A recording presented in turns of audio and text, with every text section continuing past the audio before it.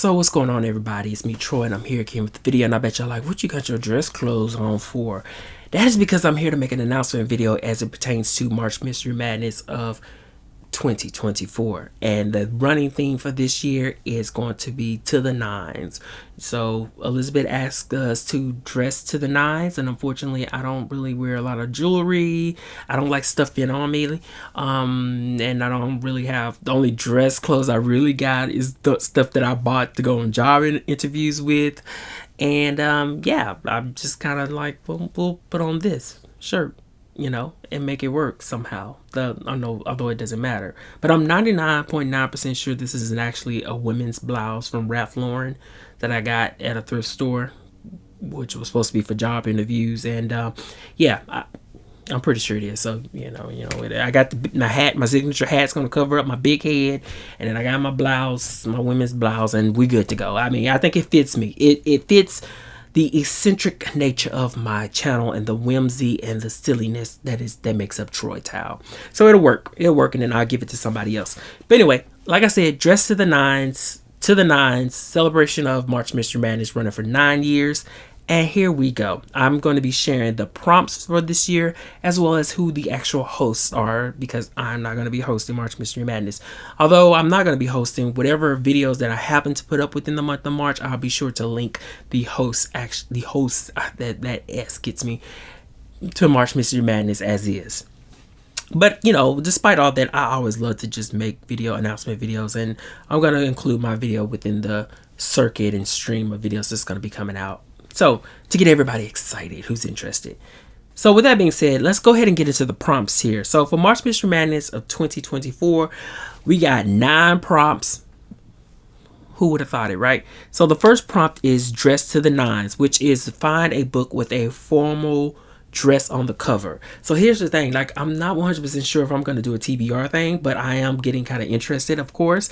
And I already have an ideal book in mind for that, which is A Veiled Deception by Annette Blair, which I've always wanted to read, but you can see the dress there, so that fits. So I'm looking forward to that. Number 2 is 999, which correlates to reading a British mystery. Number 3 is 9 Lies. So pick a mystery book with a cat on the cover, which is super easy. Number 4 is 911. So you'll pick a book with a first responder story, like, you know, Firefighter or EMT 911. And I'm trying to think, do I have anything like that? That'll take a little bit of work, probably. Number 5 is one for Janelle. And as you guys may or may not know, Janelle was one of the hosts for March Mystery Madness. I think she launched her BookTube channel as a participant or a host in March Mystery Madness. And unfortunately, she passed away last year. So this is something to, I guess you could say, to remember her by, you know, to make sure that the spirit of her, I guess you could say, is still within the fold of March Mystery Madness as it concerns her presence and participation in running it over these past 9 years. We'll leave it at that. So, you know, shout out to Janelle. Number 6 is 9 Patch. So you'll pick a book with a quilt on the cover, and Monica Ferris is easily going to be a pick for me if I choose to do so. Number 7 is 9 in the title or on the cover. So self-explanatory. You can find a mystery book with 9 on the title, or in the title, or on the cover. You're good to go. The immediate one that comes to mind is one of them James Patterson books, but I can tell you right now that most certainly ain't gonna happen over here. Okay, so number 8 is 9th in the series. Ooh, that's a good one. Am I on the 9th book of any series that I can think of? I don't know. I don't know if I can skip like that, but the option is there.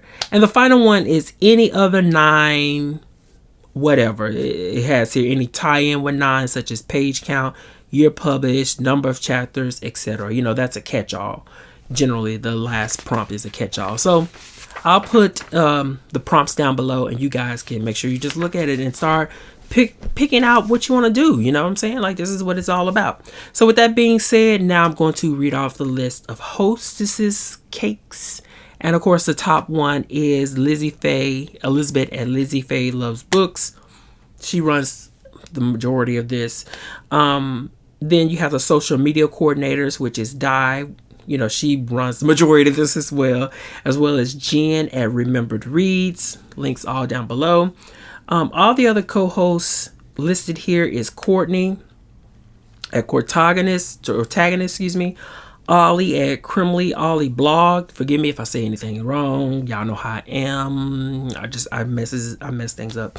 Marilyn at Marilyn Maya Mendoza. Like I said. Steve at Steve Donahue. Beth at Elizabeth Tyree Soul Stained Ink. Stormy at Storm Reads. Tiffany at The Beach Bomb Bookworm. I'm reading through the at after the at symbol. Scott and Becky at The Bookish Bryants. Sarah at The Bookish Knitter. Ro at the TBR Tackle. And Tim at Tim's Reading Room. So some of these are hosts that kind of stay consistent with March Mystery Madness. The final one here is to put an encouraging, or to just make a note that you can always still follow Janelle on her channel, at Too Fond of Books, where you can get a host of different, archived videos of all of her discussions about mysteries. I think that one of the things I remember most about Janelle is that she was the first booktuber who I've ever found who read the Peter Tremaine Sister Fidelma series. So that was exciting for me when we first made that connection. I was like, oh my God, somebody know what these books are that I'm talking about. I love Sister Fidelma, and that might actually fit somewhere on these prompts for me to get to her finally after being off of her for a year. So yeah, all those channels are down below. The prompts down below. Y'all know what it gives. It's been going on for 9 years. So if I decide to make a TBR as it relates to March Mystery Madness, I'll be sure to make a video. I love chatting with you guys.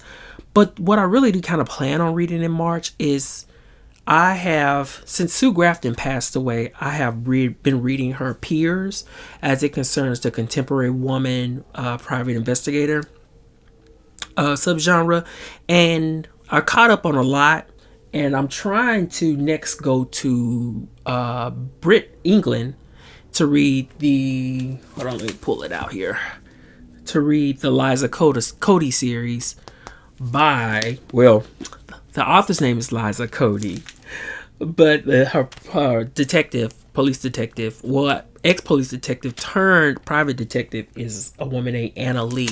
But I got every single book in this series here, which Dupe is the first book. Let's just go ahead and do this. I got a couple minutes here. The second book is Bad Company. The third book is Stalker. The fourth book is Head Case. The fifth book is Under Contract. And did I lose count? The sixth and final book is Backhand. There should be an author photograph here. Yeah.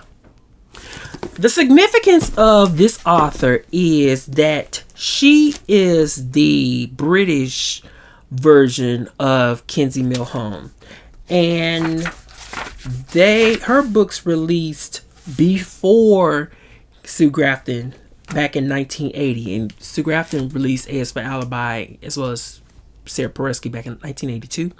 But anyway, that's her parallelness, you know what I'm saying? So we do the American contemporary mystery woman and private investigator, and here is the one in England. I think it was only Liza Cody as well as P.D. James's what is her name? Cordelia Gray, which I love. It was only consisted of 2 books, but I love Cordelia Gray. Those were the only 2 contemporary woman and private investigator mystery subgenre released back in the early 80s, going backwards into the 70s over in England. But I hope y'all can keep up with what I'm saying as I extend this video beyond its necessary neededness. But anyway, that's kind of what I really want to focus on in the month of March, is to read this entire series, just as I've read all of Sarah Paresky's until I caught up, Marsha Mullen's till I caught up, the Delilah West series by Maxine O'Callaghan.